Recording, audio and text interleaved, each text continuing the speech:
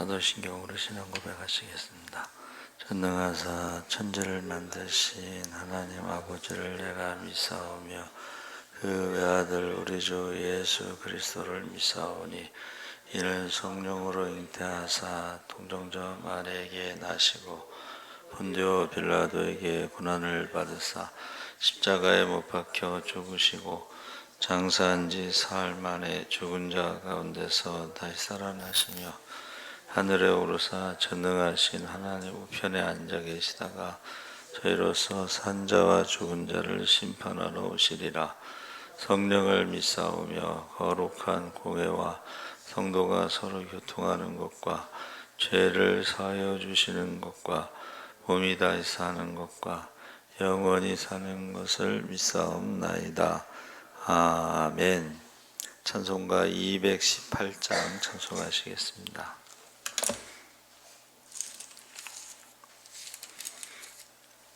찬송가 218장 찬송하시겠습니다. 내 마음과 정성을 다하여서 주 너의 하나님을 사랑하라. 내 몸을 아끼고 사랑하듯 형제와 이웃을 사랑하라. 주께서 우리에게 명하시니 그 명령 따라서 살아가리.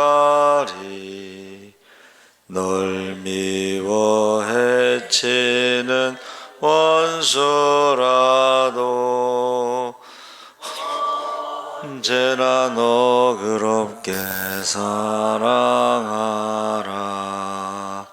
널 핍박하는 자 위에서도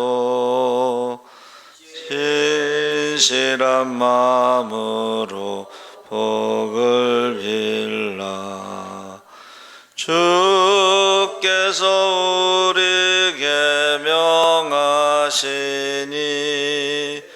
그 명령 따라서 살아가리. 나 항상 주님을 멀리하고 형제를 사랑하지 못하였다. 이러한 죄인을 사랑하사 주께서 몸 버려 죽으셨다. 속죄의 큰 사랑 받은 이 몸 내 생명 다 바쳐 충성하리. 아멘. 하나님 말씀은 요한일서 3장 1절에서 12절까지 교독하겠습니다. 390쪽에 있습니다.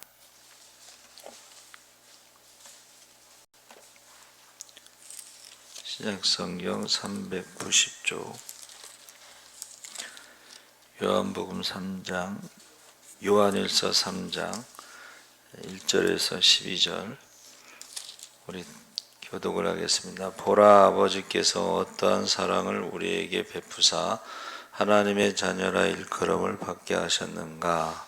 우리가 그러하도다. 그러므로 세상이 우리를 알지 못함은 그를 알지 못함이라.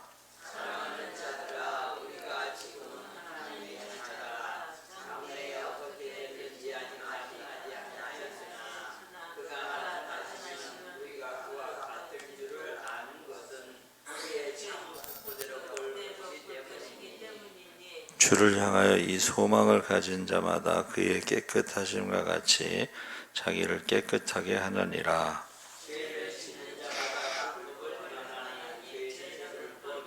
그가 우리 죄를 없애려고 나타나신 것을 너희가 아나니 그에게는 죄가 없느니라.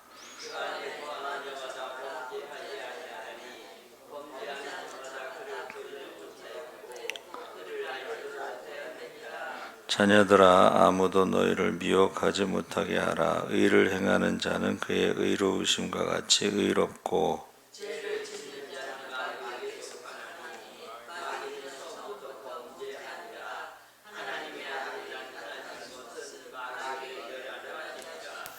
하나님께로부터 난 자마다 죄를 짓지 아니하나니 이는 하나님의 씨가 그의 속에 거함이요 그도 범죄하지 못하는 것은 하나님께로부터 났음이라.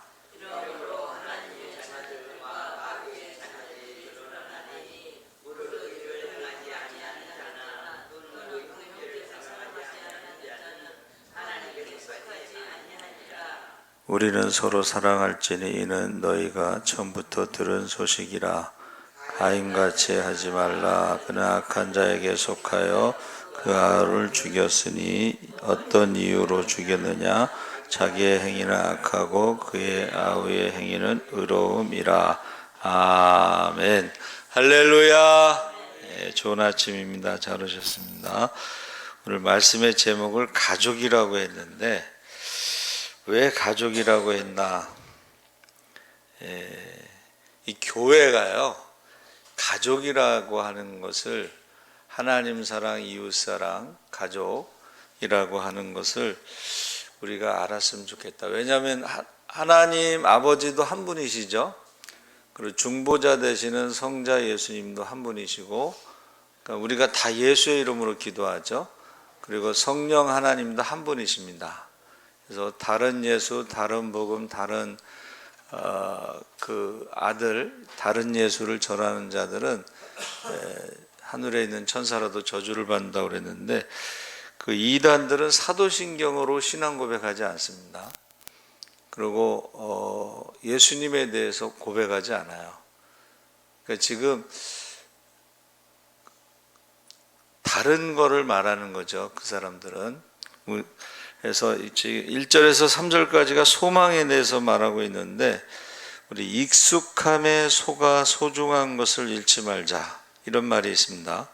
그래서 예수님을 처음 만났을 때 대부분의 사람들이 사랑에 빠진 사람처럼 예수님께 기도하는 시간과 말씀 묵상하는 시간을 아까워하지 않습니다. 그런데 시간이 지나면서 분주한 삶으로 복귀하면 어느새 기도와 말씀 묵상하는 시간을 조금씩 줄여가고 어느새 각자의 삶에서 가장 소중했던 예수님이 희미해지고, 오늘 본문에서 요한은 우리가 하나님께 받은 사랑이 어떠한 사랑인지 다시금 기억하게 하고 있습니다. 하나님께 받은 사랑은 십자가의 사랑이죠. 그러니까 나를 대신해서 죽으신 그 사랑인데, 사람이 은혜를 바위에 새기라고 그랬거든요. 근데 사람이 이제 은혜를 강물에 새기는 경우도 있습니다. 그래서 십자가의 사랑이 희미해져 가고 있다. 그래서 보라, 아버지께서 어떠한 사랑을 우리에게 베푸사 하나님의 자녀라 일컬음을 받게 하셨는가?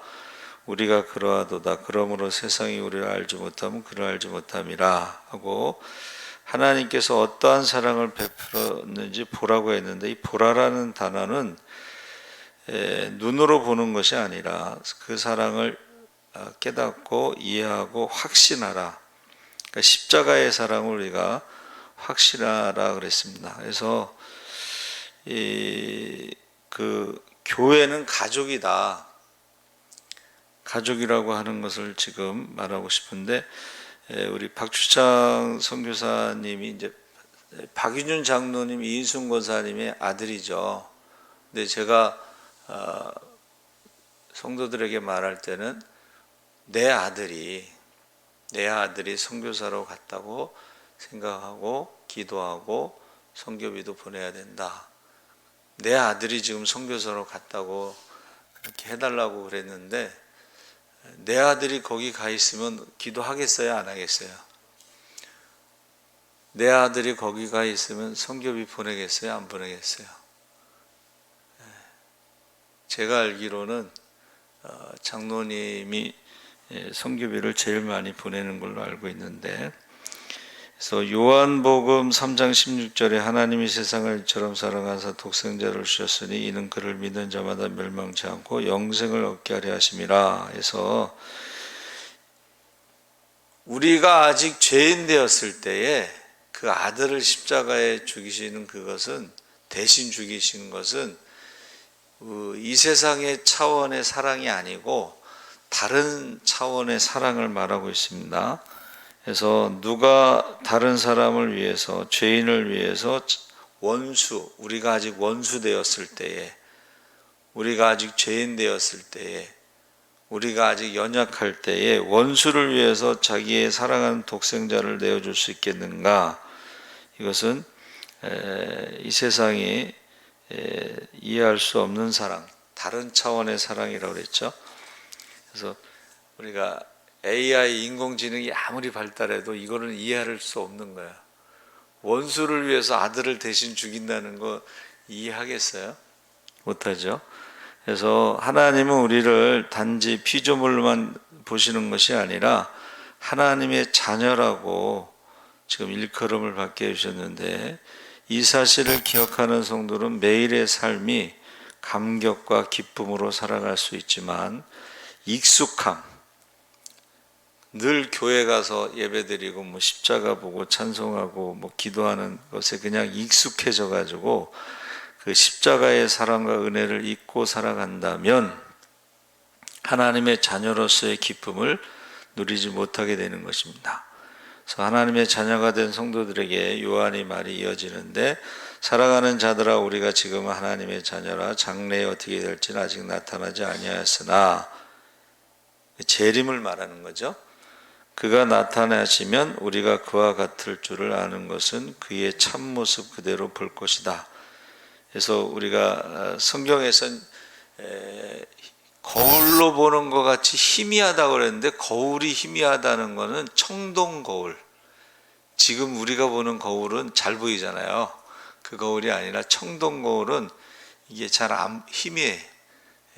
지금 우리가 희미하게 보이지만 그때는 얼굴과 얼굴을 맞대고 볼 것이다, 그렇게 말하고 있습니다. 모든 사람들이 미래에 대해서 염려를 하고 있는데, 미래를 알기 위해서 우리가 예수 믿는 사람들 중에 전 보러 가는 사람들이 있다고 그래요. 미래를 알기 위해서. 근데 성도가 미래에 대해서 어떻게 알 수 있는가? 어떻게 될지는 아직 나타나지 않았다고 설명하는데, 예수님이 나타나시면 우리도 그와 같이 같을 줄을 안다 그랬습니다. 그래서 이 땅에서 모습을 가꾸기 위해 노력하고 장래를 위해 늙지 않기 위해서, 이 땅에서 성공하기 위해서 노심초사하면서 살아가는데, 이 땅의 모습으로 자신의 성공과 실패를 단정지어서는 안 된다. 불공평하다라는 말이 나오잖아요. 근데 거기에 대해서 이제 어느 목사님이, 어느 성도가 자기 아들에게 이제 어려서는 교회 다니다가 안 다녀서 자꾸 교회 다니라고 하고 신앙생활을 하라고 그랬더니 그 아들이 불공평합니다, 하나님이 살아계시면 왜 이런 일이 일어납니까? 그래서 목사님한테 편지를 쓴 거예요. 그래서 목사님이 답장을 보냈어요. 이 세상으로 끝난다면 이 세상은 불공평합니다. 그러나 만일 이 세상으로 끝나지 않는다면 불공평하지 않고, 하나님은 공평하신 하나님, 공의의 하나님이기 때문에 이 땅에서 믿음으로 말미암아 핍박을 당하고 박해를 당하고 이런 사람들은 하늘에 상이 있기 때문에 공평하신 하나님. 그래서 이 최후의 심판이라고 하는 것은 상 받을 자에게 상을 주시고 벌 받을 자에게 벌을 주시는 아주 공평하신 하나님. 하나님은 뇌물을 받지 않으시죠. 그래서 이 세상에서는 뇌물을 받지만은 하나님 나라는 뇌물이 없습니다. 그래서 우리가 이 세상에서 성공과 실패를 결론 지면 안 되고, 누가 그랬잖아요. 나의 가장 성공, 하이라이트, 나의 인생의 최고는 아직 오지 않았다. 젊어서 고생은 사서 한다고 그랬잖아요. 그렇죠? 여러분, 저와 여러분의 최고의 순간은 이 세상에서 오는 게 아닙니다. 그렇죠? 하나님 앞에 갔을 때, 그때 이제 선한 싸움 다 싸우고 달려갈 길을 마치고 믿음을 지켰을 때에 우리의 의의 면류관, 생명의 면류관, 영광의 면류관을 주실 줄 믿습니다. 아멘.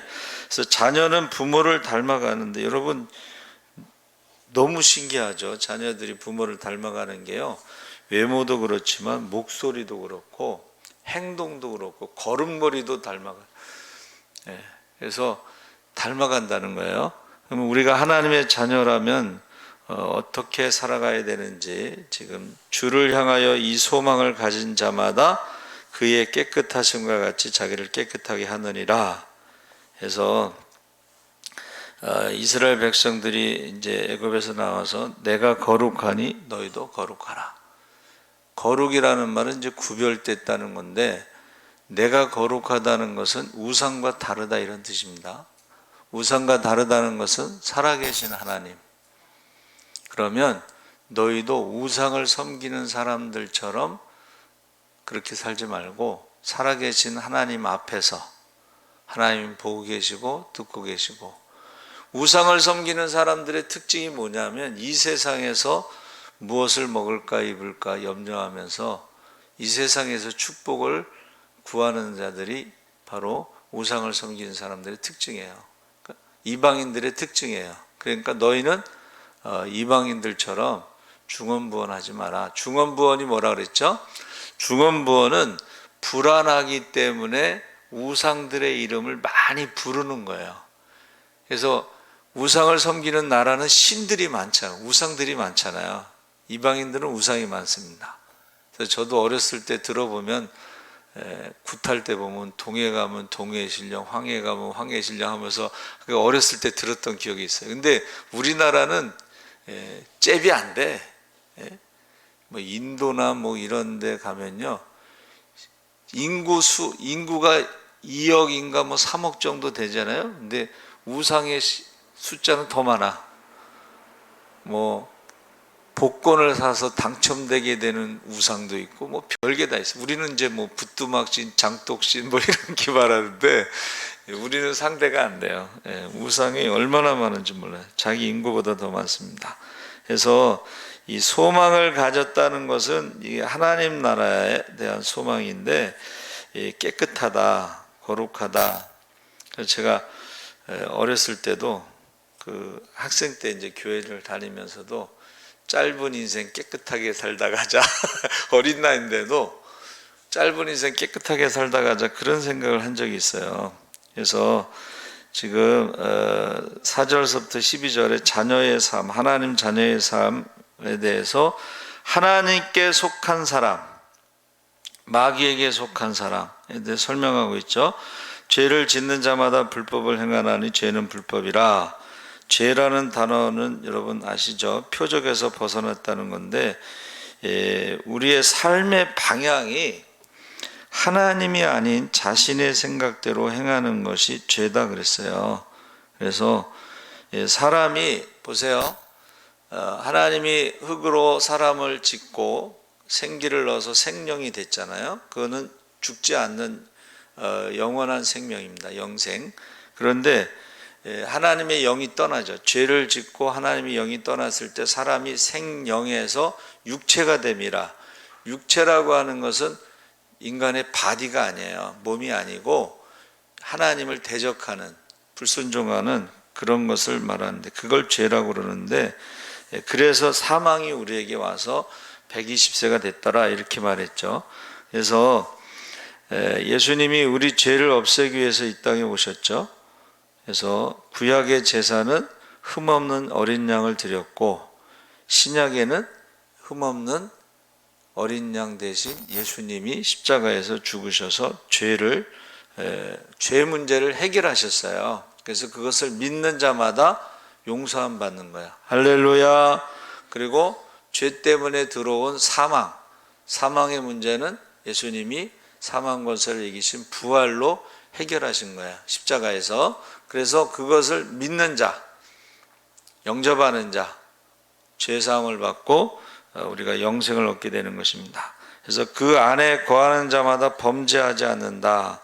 그래서 그 안에 거한다는 것은 우리가 그 열매를 이제 요한복음 15장에 나오는 포도나무의 열매처럼 열매를 보면 아는, 예수 안에 있는가 아니면 예수 밖에 있는가, 그러니까 이방인인가 아니면 우리가 믿는 자들인가, 열매를 보면 알 수가 있습니다. 그리고 자녀들아 아무도 너희를 미혹하지 못하게 하라. 의를 행하는 자는 그의 의로우심과 같이 의롭고, 미혹이라는 말이 지금 이제 에덴 동산에서부터 미혹이라는 말이 있는데, 그것이 하나님과 같이 된다. 하나님과 같이 된다는 것은 이제 비교하는 것입니다.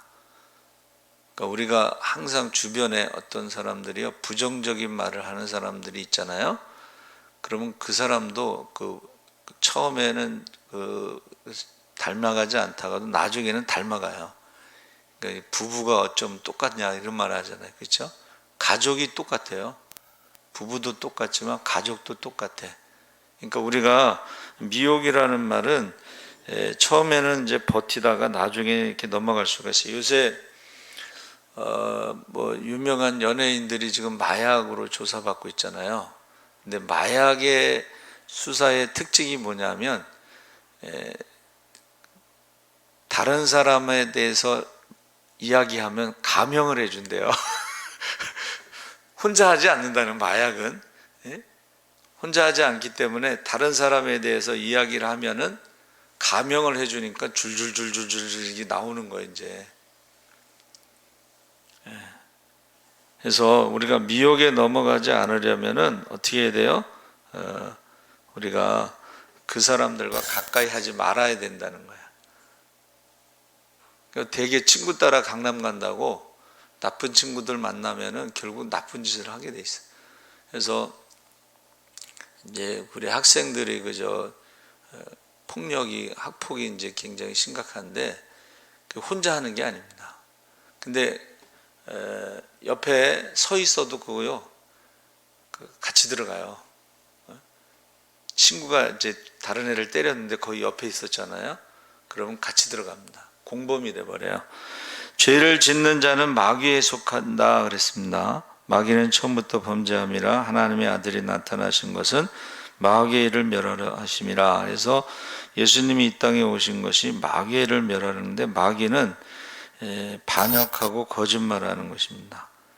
첫 번째 살인자가 되는 것이고, 그래서 마귀의 특징은 거짓말하는 것인데, 하나님께로부터 난 자마다 죄를 짓지 않는다. 근데 우리 예수 믿는 사람도 죄를 짓잖아요. 그래서 여기서 죄를 진다는 것은 계속해서 죄를 진다는 뜻을 의미하고, 우리가 하나님께로서 난 자가 죄를 짓지 않는다는 것은 계속해서 죄를 지으면서도 죄와 싸운다는 의미예요. 그래서 처음에는 우리가 죄에 대해서 질 수가 있지만은 계속해서 죄와 싸워서 나중에 이길 수 있는 것을 하나님께로 난 자마다 죄를 짓지 않는다 그랬습니다. 그러면서 형제를 사랑하지 아니하는 자는 하나님께 속하지 아니하니라 그랬어요. 그러니까 우리가 예수 믿으면서 이 말씀을 좀 읽고, 형제를 사랑하지 않는 것은 하나님께 속한 자가 아니다, 이것을 심각하게 받아들여야 돼요. 왜냐하면 영적인 것에는 중간지대가 없습니다. 하나님의 자녀든지 마귀의 자녀든지 둘 중에 하나인데, 미워하는 것을 심각하게 받아들여야 되는데 심각하게 받아들이지 않는 것 같아요. 그래서 오늘 말씀의 제목을 가족이라고 한 거예요. 가족. 그래서 요한이 말하는 죄라는 것은 계속해서 지속적으로 짓는 것을 말하는데, 11절에 서로 사랑할지니 이는 너희가 처음부터 들은 소식이라 그렇게 말했습니다. 그래서 저와 여러분이 사랑하지 않는 자는 하나님의 자녀가 아니라는 거예요. 마귀의 자녀라는 것입니다. 자, 여러분, 도둑놈이 도둑질을 하는가요? 아니면 도둑질을 했기 때문에 도둑놈이 되는 건가요? 도둑놈이 도둑질하는 겁니다. 자, 목사가 사기를 치는가요? 사기꾼이 목사가 된 건가요? 사기꾼이 목사가 된 거예요. 그러니까 하나님의 자녀가 죄와 싸우는 것이지, 마귀의 자녀는 처음부터 마귀 죄를 싸우는 게 아니에요. 마귀는 죄와 싸우는 게 아니고 죄를 짓게 하는 겁니다. 그래서 저와 여러분이 가인과 같이 하지 말라. 그는 악한 자에게 속하여 그 아우를 죽였으니 어떤 이유로 죽였느냐? 자기의 행위는 악하고 그의 아우의 행위는 의로움이라. 그러니까 지금 결론이 뭐냐 하면, 가인이 아우를 죽인 것은 그가 아우를 죽였기 때문에 살인자가 아니고 원래 악한 자에게 속했기 때문에 그 동생을 죽였다 하는 것입니다. 이게 사람을, 동생을 죽인 것이 그 쉬운 일이 아니에요. 그렇죠? 그래서 저와 여러분이 하나님의 자녀, 하나님 나라가 이 땅에, 마귀의, 내 이름으로 마귀를 쫓아내면 하나님 나라가 이루어지는 것은 이 땅에서 이루어지는 거예요. 하나님의 능력이 나타나고 권세와 능력이 나타나서 자녀의 권세가 이 땅에서 하나님 나라가 이루어진 사람들이 하나님의 자녀이기 때문에 천국에 들어가는 거예요. 그러니까 하나님 나라는 이 땅에서, 천국은 우리가 하나님의 자녀이기 때문에 가는 거예요. 그럼 마귀의 자녀들은 어디로 가겠어요?